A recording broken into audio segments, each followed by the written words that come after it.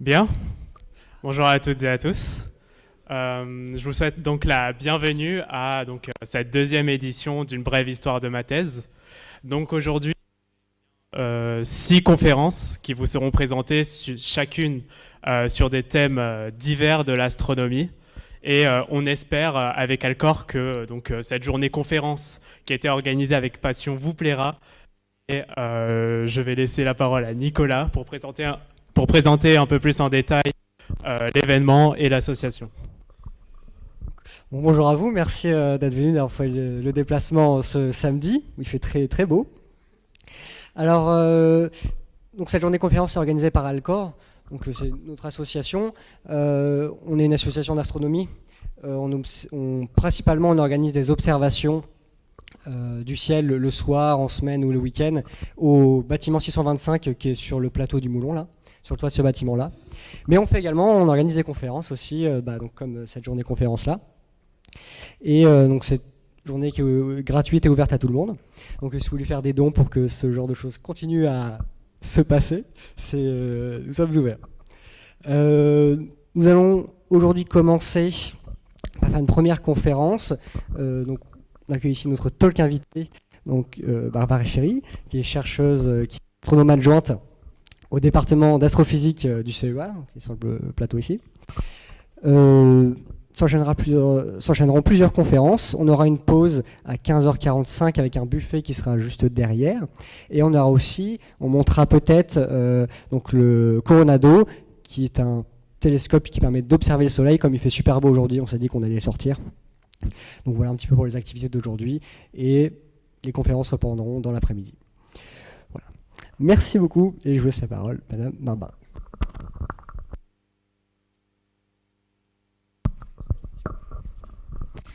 Merci beaucoup. Eh bien, bonjour à tous. Donc, comme vous pouvez le voir, moi, je ne suis pas une thésarde. Le micro glisse un petit peu. J'ai été invitée par Alcor pour vous présenter ici un des nombreux domaines de l'astrophysique, et en particulier un domaine qui a un peu du lien avec le grand public et qui va probablement vous intéresser. En tout cas, je vais vous convaincre que ça va vous intéresser. Et en plus, gros instant nostalgie, parce que cet amphi, c'était littéralement celui où j'étais assise quand j'avais mes cours. Donc, c'est très rigolo de se retrouver de l'autre côté. Là, vous êtes vraiment au milieu de là où on fait tous nos études pour l'astrophysique. Donc aujourd'hui, je vais vous présenter le lien entre ce qui se passe sur le Soleil et les aurores boréales qu'on a pu observer. Donc, si vous n'êtes pas forcément familier du sujet, vous allez vous demander, tiens, mais c'est bizarre, qu'est-ce que ça a à voir tout ça ensemble ? Et donc, je vous propose de repartir d'un événement qu'on a pu observer dernièrement qui était assez exceptionnel, où, je ne sais pas si vous étiez au courant, mais il y a eu des aurores boréales qui se sont produites en France il y a quelques années. En mai 2024. Et ça, c'est étrange parce que d'habitude, pour voir des aurores boréales, il faut aller soit très très très au nord, soit très très très au sud. Donc, on pourrait pas éteindre les lumières en haut pour voir quand même un peu mieux, parce que là... c'est déjà un peu mieux. Ah, parfait. Donc ça, c'est une photo de moi-même qui suis montée tout en haut de la Norvège pour pouvoir observer des aurores boréales. Donc ça, d'habitude, c'est plutôt le genre d'image qu'on a en tête. Mais ceci, c'est également une photo qu'on a prise avec des amis en Touraine en mai 2024. Et on peut voir également ces magnifiques lumières qui brillent dans le ciel. Et ça, c'est extrêmement rare, mais pas tant que ça. Et justement, ce que je vais vous montrer, c'est que si on arrive à comprendre comment l'astrophysique fonctionne, en particulier ce qui se passe au niveau du Soleil, et ben vous aussi, vous serez capable d'anticiper ces événements et de devenir des chasseurs d'aurores boréales pour savoir la prochaine fois si ça se produit et essayer de pouvoir prendre des photos. Donc pour ça, il faut être capable de comprendre ce qui s'est passé justement ce jour de 11 mai 2024. C'est un très bon cas test et donc je vais repartir de là pour pouvoir vous expliquer et vous allez voir, je vais être obligée de vous introduire plein de choses sur comment fonctionne le Soleil. Alors, comme je ne connais pas trop où vous en êtes dans le public, j'imagine qu'il y a des gens qui sont très avancés, mais des gens qui ne sont pas forcément très familiers avec notre étoile, je repars de la base. Pourquoi le Soleil brille ? Quand on pense soleil, en plus par une très belle journée comme ceci, voilà, on pense à cette magnifique point brillant dans le ciel, mais on oublie souvent que le soleil est une étoile, même s'il ne brille pas la nuit. C'est l'étoile la plus proche de nous, et donc moi quand je pense soleil, je pense plutôt à ça. Ça, c'est les images qu'on a avec des satellites dans l'espace, et ça, c'est ma vision du soleil. Savoir pourquoi est-ce que cette immense boule de plasma en fusion est capable de briller, ça a occupé beaucoup les astrophysiciens au cours des derniers siècles. On s'est demandé qu'est-ce qui donne autant d'énergie au Soleil. Alors on s'est demandé est-ce que c'était le charbon, est-ce que c'était la fission nucléaire, est-ce que c'était simplement la conversion de son énergie de masse sous forme de lumière, et la réponse a fini par apparaître au milieu du XXe siècle. On s'est rendu compte que justement c'était la fusion nucléaire. Donc on rassemble des atomes d'hydrogène, on les transforme en atomes d'hélium, ça libère énormément d'énergie.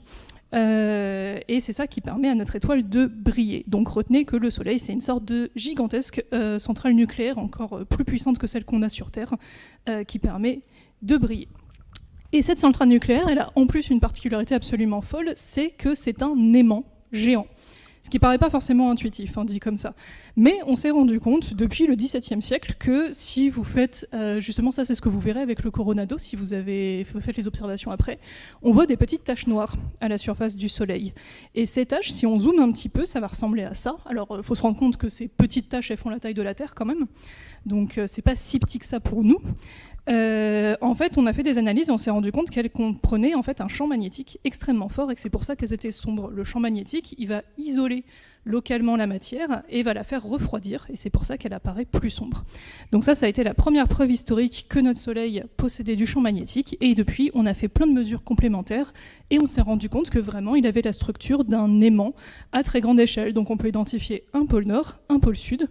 Et la particularité qu'il a, c'est que ce n'est pas un aimant fixe, c'est un aimant qui va en plus varier dans le temps et qui est réglé comme une horloge. Donc si je trace la position de ces taches qu'on a pu observer au cours du temps en fonction de la latitude, donc en fonction de leur position sur le Soleil, je vais obtenir ce diagramme qui donne l'impression d'un petit papillon qui est en train de s'envoler. On l'appelle littéralement le diagramme papillon dans la communauté.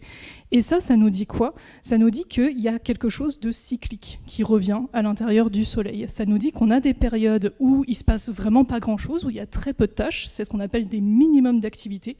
Et à l'inverse, des périodes où il y a énormément de tâches qui vont être situées vraiment au centre du Soleil. Et ça, c'est ce qu'on appelle les maximums d'activité. Donc pour se rendre compte d'à quoi ça correspond, voici un petit film. Ça, à gauche, c'est le Soleil en minimum d'activité. Il est très uniforme, il ne se passe effectivement pas grand-chose. Et à droite, vous avez le Soleil en maximum d'activité. Là, on voit plein de structures sombres, lumineuses, etc. Et tout ça, c'est relié en fait à du champ magnétique.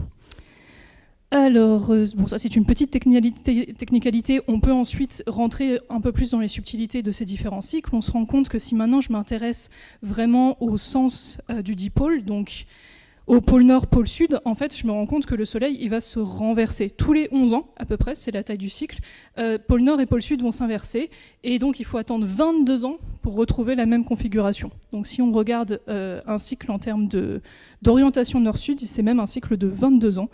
Et en plus, il y a des cycles encore plus longs qu'on commence à pouvoir étudier parce qu'on a assez de données qui sont des cycles de 100 ans sur l'intensité du maximum d'activité solaire. C'est-à-dire qu'entre différents maximums d'activité, ils ne se ressemblent pas forcément.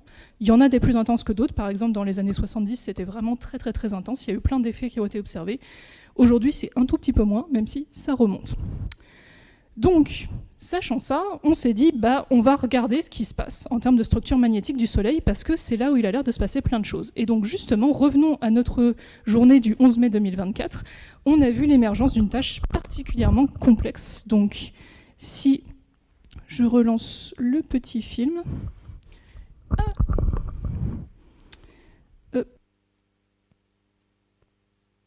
Accepte de se relancer. Hop, voilà.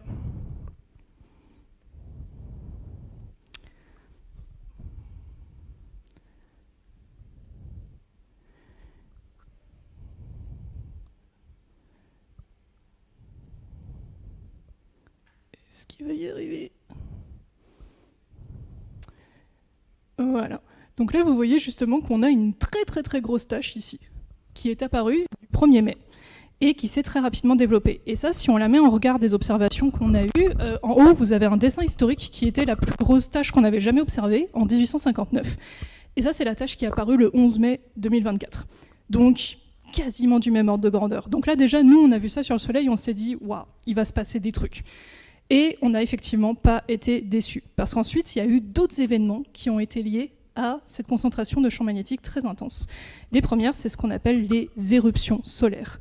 Donc là, pareil, si je vous passe ce petit film, normalement, hop, encore une fois, si les films sont volontaires,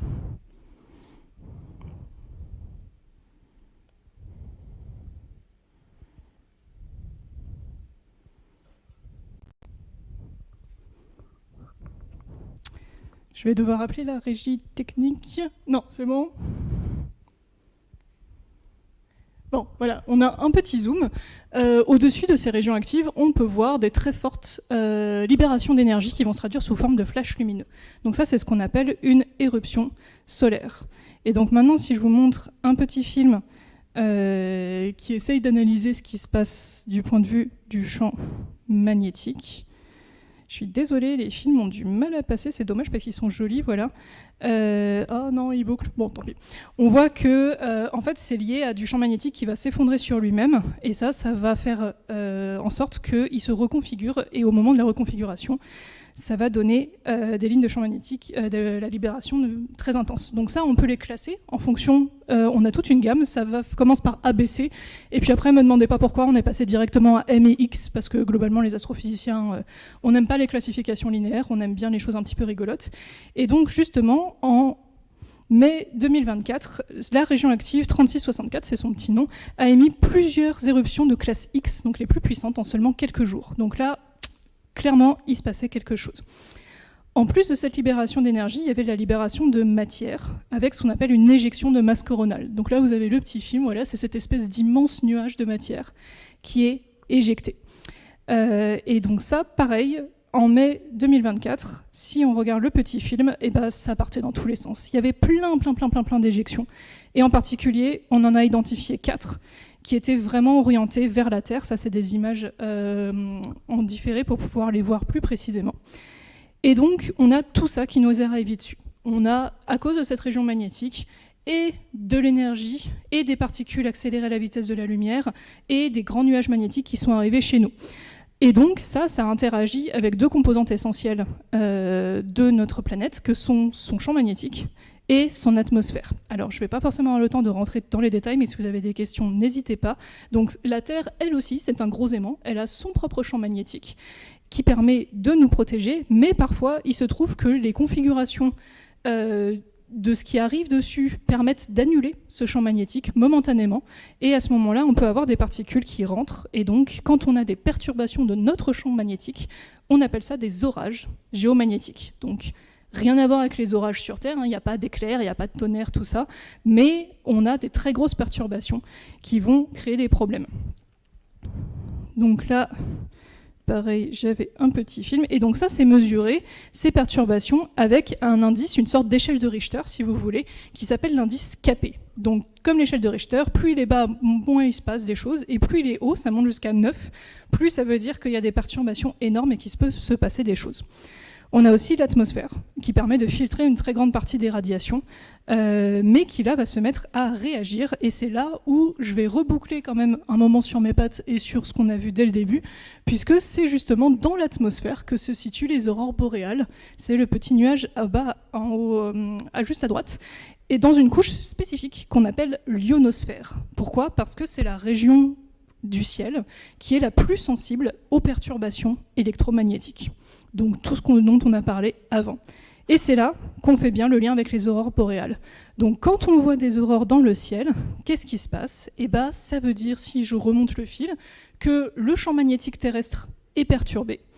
Ça crée des courants électriques qui vont allumer ces lumières dans l'atmosphère, et s'il est perturbé, c'est parce que le Soleil nous a envoyé plein d'informations, plein d'activités, que ce soit des particules, des radiations ou carrément du plasma. Donc là, vous avez un très beau film d'aurore boréale qui a été capté dans une station au nord de la Finlande. Et du coup, si on prend maintenant un petit peu de zoom, donc nous, de notre point de vue d'humain, on voit voilà, ces grands rubans à l'intérieur du ciel. Si on pouvait zoomer depuis l'espace, on se rendrait compte qu'en fait, les aurores boréales, ça ressemble à des anneaux qu'on va observer au niveau de l'hémisphère sud et de l'hémisphère nord. Ils sont très souvent centrés au niveau des pôles. Donc ça, c'est ce qu'on appelle l'ovale auroral. Et le fait que ce soit un ovale, et pas un cercle, le fait que ce ne soit pas rempli, et ben ça nous donne des indications sur d'où viennent les particules. Parce que très souvent, on aurait tendance à dire, si je regarde ce petit schéma, là, au milieu, à peu près juste au niveau des pôles, il y a ce qu'on appelle les cornets polaires, c'est des zones où le champ magnétique est moins intense. Et donc, on aurait tendance à dire, ah bah, c'est par là que tombent les particules. Mais non, si ça tombait comme ça, bah justement, ce serait un cercle rempli, ce ne serait pas un ovale.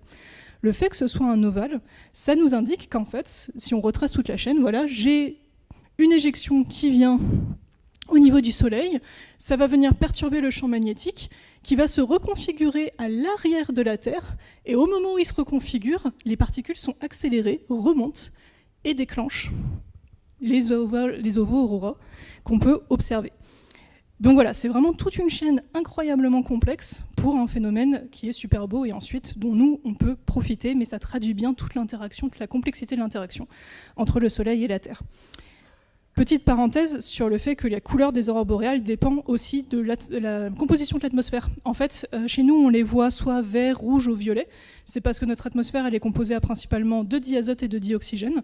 Mais sur d'autres planètes, par exemple, il y a aussi des aurores sur Jupiter, et ben, elles sont bleues. Parce que c'est une planète où l'atmosphère est composée à majorité d'hydrogène et d'hélium. Et donc c'est pour ça que nous, quand on voit des aurores en France, on les voit plutôt violettes ou rouges, parce que ça correspond plutôt aux couches, à la composition de l'atmosphère qui est située très très haut dans le ciel. Donc on les verra très rarement vertes, pour ça il faut vraiment monter plus au niveau du nord. Et donc, je vais juste passer rapidement sur les conséquences technologiques, parce que les aurores boréales, c'est la partie un petit peu jolie donc, de cette étude de l'interaction entre le Soleil et la Terre. Ça, c'est ce qu'on appelle la météorologie de l'espace. Essayer de comprendre comment ce qui se passe au niveau du Soleil va nous impacter. Mais évidemment, il y a aussi des conséquences pas très cool. Donc, je passe juste rapidement là-dessus. Pendant très longtemps, on s'en est pas rendu compte parce qu'on n'avait pas beaucoup de technologie, mais depuis qu'on vit dans un monde où, justement, l'électricité et le magnétisme, c'est très important pour toutes nos technologies, bah, on s'en rend beaucoup plus compte. Donc, il y a des impacts dans l'espace, dans l'atmosphère et au sol. Et je vais vous les détailler juste rapidement, notamment quand on a eu l'événement de mai 2024, on a remarqué une chute de certain nombre de satellites, donc par exemple les Starlink, qui sont les satellites de la société SpaceX, qui sont très très très sensibles à ces événements, et il y en a plus d'une centaine qui en 24 heures ont arrêté d'émettre et sont retombés sur Terre. Donc ça par exemple, c'est des conséquences très concrètes. Donc juste rapidement, dans l'espace, si jamais vous étiez dans l'espace au moment où toutes ces particules arrivent, c'est pas terrible parce que en tant qu'astronaute, on n'aime pas trop se prendre des particules à l'intérieur de nous. Ça fait un peu penser si vous étiez littéralement dans une centrale nucléaire, donc ça fait des effets qui vous rendent malade à peu près de la même manière. Donc on prévient toujours les astronautes pour pas qu'ils soient en sortie, et ils ont des salles qui sont blindées dans l'ISS par exemple pour pouvoir se pouvoir se protéger.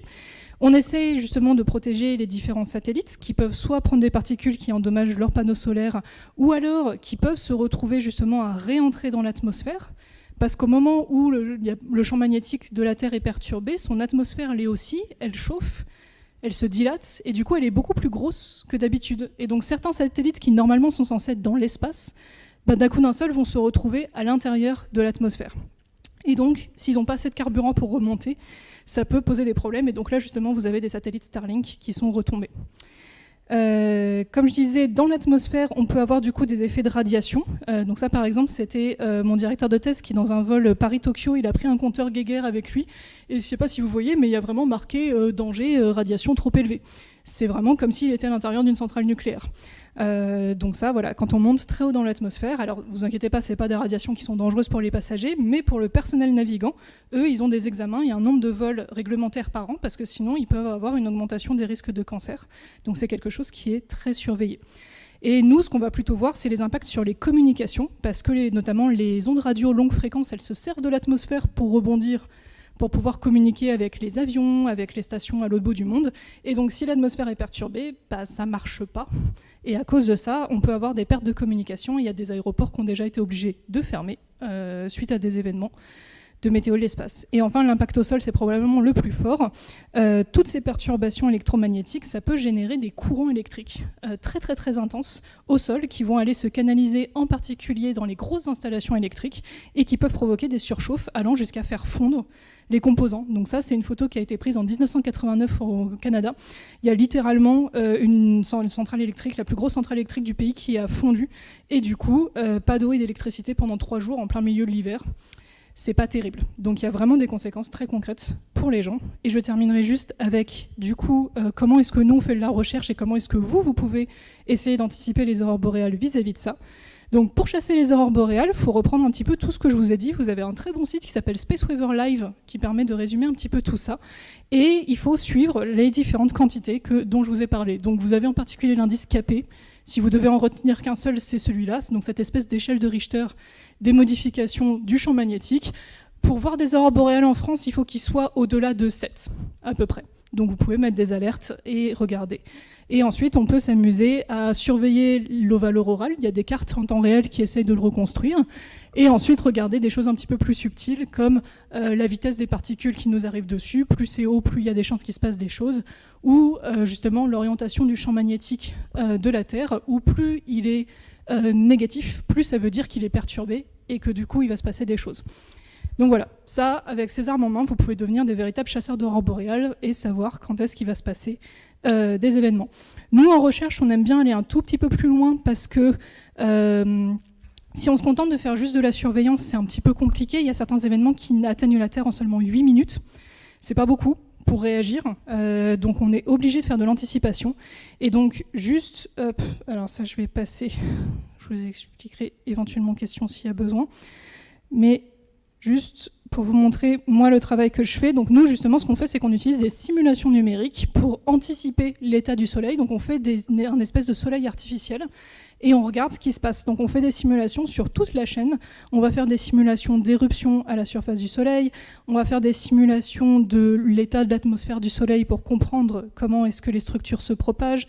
On fait des simulations des éjections. On fait des simulations de toute la propagation depuis le Soleil jusqu'à la Terre. Et on fait même des simulations du champ magnétique de la Terre pour voir comment est-ce qu'il réagit. Et ensuite, quand on met tout ça ensemble, ça nous permet de vous dire s'il va se passer quelque chose ou pas.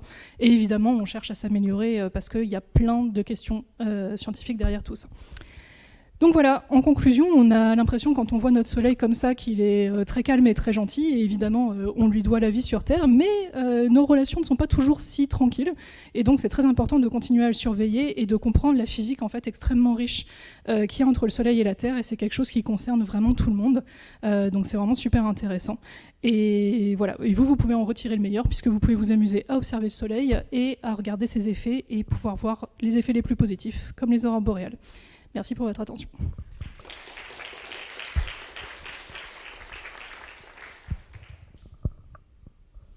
Oui.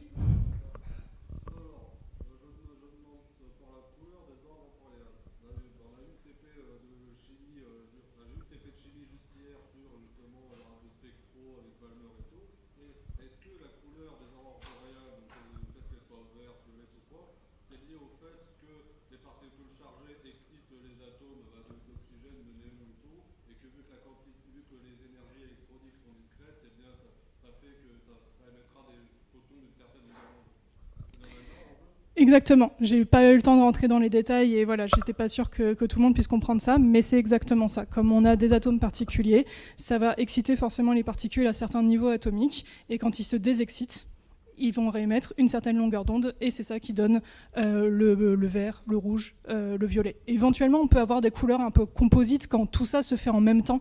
Parfois, les longueurs d'onde peuvent se mélanger, donc on peut avoir du rose ou du jaune quand vraiment il y a beaucoup de particules excitées en même temps. Mais effectivement, tu as raison, c'est exactement ce phénomène-là.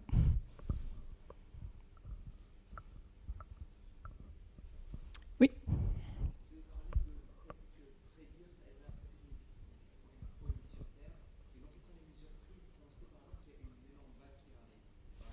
Oui, c'est une très bonne question. Donc justement, l'événement de mai 2024, il a eu assez peu de conséquences au niveau du grand public parce que justement, c'est un des premiers événements où on a pu l'anticiper et on a pu prévenir les gens. Donc qu'est-ce que ça veut dire quand on prévient? Ça veut dire que notamment, on va prévenir les opérateurs de satellites pour qu'ils puissent éteindre leurs satellites. Parce que beaucoup des phénomènes que j'ai décrits, ça revient finalement à des surcharges électriques. Donc l'avantage, c'est que si les appareils sont éteints, il y a beaucoup moins de risques de surcharge et donc ça les endommage moins. Donc on éteint tous les satellites dans l'espace. Maintenant, c'est des protocoles qui sont bien en place. On essaye de prévenir au maximum les aéroports pour pouvoir leur dire attention, vous risquez d'avoir des problèmes de communication, basculer sur d'autres longueurs d'onde. Donc on peut leur dire de basculer sur d'autres canaux pour qu'ils puissent essayer quand même de s'en sortir ou voire de fermer les aéroports. Il y a des aéroports qui ont été fermés parce que on préfère fermer plutôt que prendre le risque que des avions s'écrasent. Et enfin, ça c'est l'étape qui nous manque quand même. On n'est pas encore assez sûr pour pouvoir prévenir des centrales électriques et leur dire de s'éteindre. Parce qu'ultimement, il faudrait peut-être faire ça. Il faudrait même dire à des gens de faire des coupures électriques le temps que ça se produise. Ça, nos prévisions ne sont pas encore assez sûres. Donc pour l'instant, il y a justement des mécaniques à l'intérieur qui permettent d'absorber les surcharges. Et ultimement, on espère qu'on sera capable de pouvoir fonctionner tous ensemble comme ça.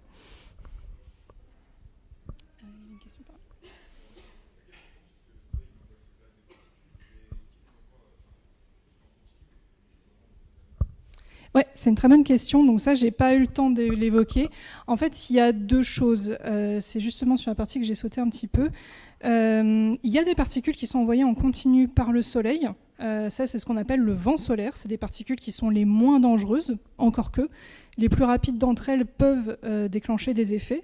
Donc ça, hop, si j'y arrive, j'ai un petit film, voilà, qui montre que cet écoulement-là, il est continu. Donc là, vous avez des observations, le bord du Soleil est à droite, la Terre est à gauche, et c'est des observations en lumière blanche qu'on va voir, et donc vous voyez qu'il y a tout le temps des particules. La vaste majorité d'entre elles ne sont pas dangereuses, et après, momentanément, à l'intérieur de ces particules, ça va beaucoup dépendre de où on est dans le cycle d'activité solaire. Quand on est en minimum, on va avoir des événements peut-être une fois par mois, alors que quand on est en maximum, on a plusieurs événements par jour.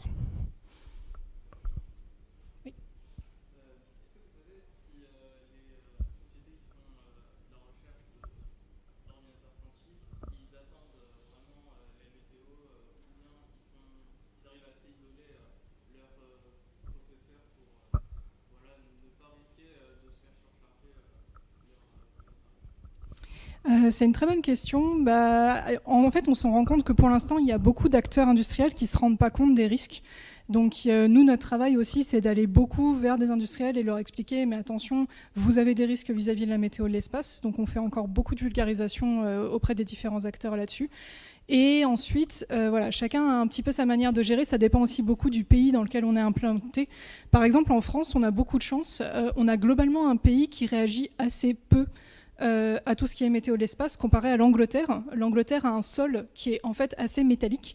Et donc, quand il y a des courants, ils sont extrêmement sensibles. Et c'est pour ça qu'eux ont développé leur recherche sur la météo de l'espace beaucoup plus tôt que nous, parce qu'ils se sont rendus compte que vraiment leurs effets étaient beaucoup plus forts. Pareil, le sol de New York est très mauvais aussi, et donc ils ont très très vite des effets. Ça fait depuis 100 ans quasiment qu'il y a des incendies qui se déclenchent dans la gare de New York, parce qu'il y a des surcharges dans les transformateurs et tout. Donc nous, en France, ça va. Donc voilà, si c'est un centre d'ordinateurs quantiques en France, ils ont moins de soucis à se faire. Mais sinon, en effet, en général, ils sont obligés de se renseigner sur ce genre de sujet et de surveiller.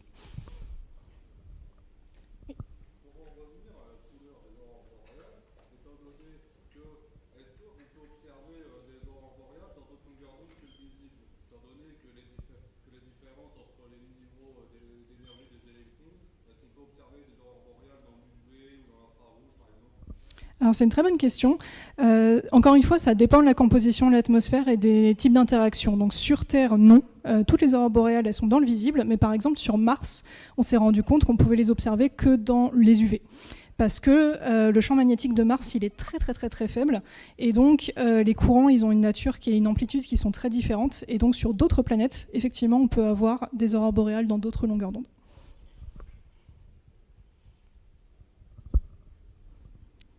Peut-être la fin des questions. De toute façon, je serai là à la pause si jamais vous avez d'autres questions. Merci beaucoup. Donc, merci à Barbara Perry pour sa présentation.